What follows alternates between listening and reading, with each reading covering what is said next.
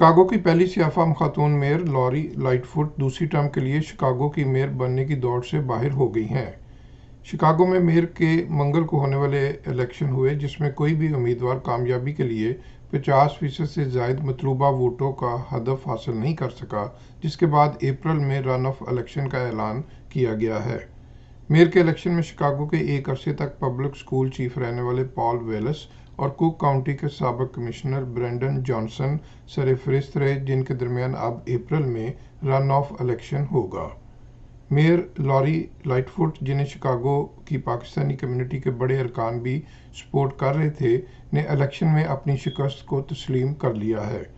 पहले मरहले में 5 लाख से ज़ायद वोटर्स ने अपना हक रायदही इस्तेमाल किया। शिकागो की गुज़श्ता 30 साल की तारीख में ऐसा पहली बार हुआ है कि शिकागो ने अपने किसी भी मेयर को पहली टर्म के बाद घर भेज दिया है। पहला मरहला मुकम्मल होने के बाद अब मैदान में रह जाने वाले दोनों उम्मीदवारों पॉल वेलस और ब्रेंडन जॉनसन ने अप्रैल रन ऑफ इलेक्शन की तैयारियां भरपूर तरीके से शुरू कर दी हैं। Don't forget to like, comment and subscribe.